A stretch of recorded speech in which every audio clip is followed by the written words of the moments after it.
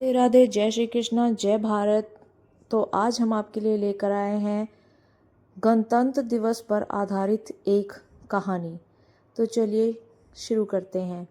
शीर्षक: तिरंगे के नीचे लिखा गया सपना। सुबह की ठंडी हवा में आज कुछ अलग सा एहसास था। 26 जनवरी की सुबह थी। पूरे गांव में हलचल थी। कहीं लाउडस्पीकर से देशभक्ति गीत बज रहे थे, कहीं बच्चे हाथों में तिरंगा लिए भागते फिर रहे थे। आरव भी जल्दी जल्दी तैयार हो रहा था। आज उसके स्कूल में गणतंत्र दिवस का कार्यक्रम था और उसे पहली बार मंच से कुछ बोलना था। आरव की दादी उसे देख रही थी। उन्होंने मुस्कुराते हुए कहा, लगता है आज बहुत बड़ा काम है। आरव बोला, हाँ दादी, मुझे कहानी सुनानी है गणतंत्र दिवस पर।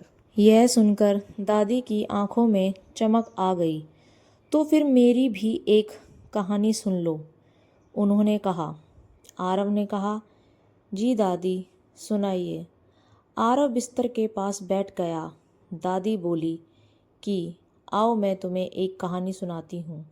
बेटा, जब भारत आज़ाद हुआ था तब मैं तुम्हारी उम्र की ही थी।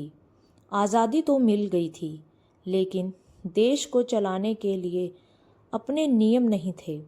तब 26 जनवरी 1950 को भारत ने अपना संविधान अपनाया और हम बने एक गणराज्य। आरव ने उत्सुकता से पूछा, दादी, संविधान इतना ज़रूरी क्यों था? दादी बोली कि संविधान बहुत ज़रूरी था बेटा, क्योंकि यही वो किताब है जो बताती है कि इस देश में राजा नहीं, जनता सबसे बड़ी है। यही हर इंसान को बराबरी, आज़ादी और सम्मान देता है। अगले दिन स्कूल का मैदान रंग बिरंगे गुब्बारों और तिरंगों से सजा हुआ था। मंच के पीछे आरव बहुत घबराया हुआ था और उसकी दादी भी उसे देख रही थी। उसके दोस्त रोहन ने कहा कि डर मत, बस दिल से बोलना, जो भी बोलना है दिल से बोलो। कार्यक्रम शुरू हुआ। झंडा फहराया गया। जैसे ही तिरंगा ऊपर गया, सबकी आंखों में गर्व था। आरव भी बहुत खुश था। राष्ट्रीय गान के बाद आरव का नाम पुकारा गया पर आरव बहुत ज़्यादा नर्वस था। पर उसने हिम्मत की और वह आगे बढ़ा। उसने मंच पर कदम रखा और सामने देखा। सैकड़ों चेहरे, टीचर, माता पिता, बच्चे। उसने गहरी सांस ली और बोलना शुरू किया। जब उसने बोलना शुरू किया तब वह घबरा रहा था, पर धीरे धीरे, आज 26 जनवरी है। ये सिर्फ एक तारीख नहीं है, ये वो दिन है जब भारत ने खुद से कहा था, अब हम अपने फैसले खुद लेंगे। आज से 75 साल पहले हमारे देश ने संविधान अपनाया। इस संविधान ने हमें बोलने की आज़ादी दी, पढ़ने का हक दिया और बराबरी का अधिकार दिया।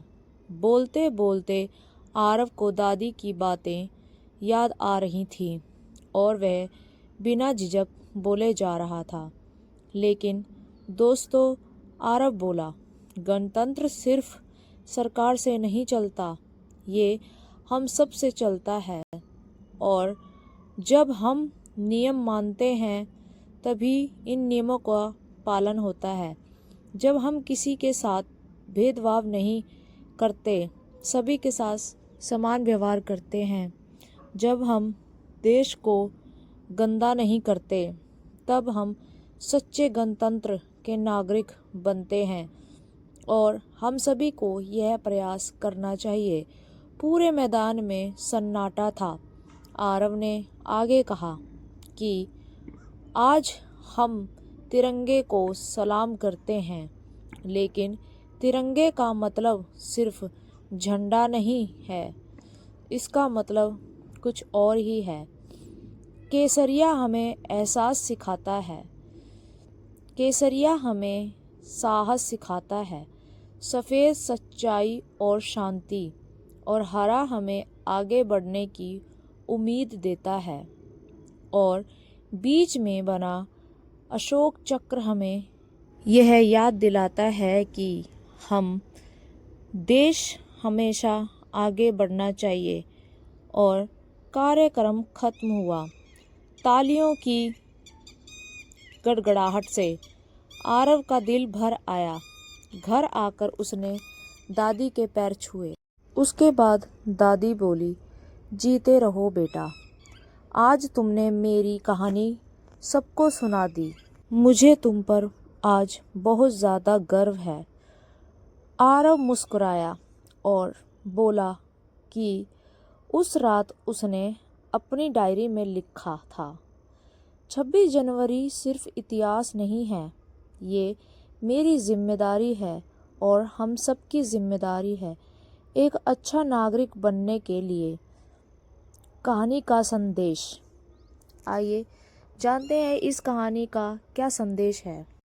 गणतंत्र दिवस हमें याद दिलाता है कि आज़ादी के साथ जिम्मेदारी भी आती है। जब हम अपने कर्तव्यों को समझते हैं तभी भारत सच्चे मायनों में मजबूत बनता है और तभी हमारा देश स्वतंत्र माना जाएगा। तो यह थी हमारी आज की गणतंत्र दिवस पर आधारित एक छोटी सी कहानी। अगर आपको कहानी थोड़ी सी भी अच्छी लगी हो तो चैनल को सब्सक्राइब, वीडियो को लाइक शेयर ज़रूर करें। मिलते हैं अगली एक और नई वीडियो में तब तक के लिए राधे राधे, जय श्री कृष्ण। और एक बार फिर से आप सभी को गणतंत्र दिवस की हार्दिक शुभकामनाएं।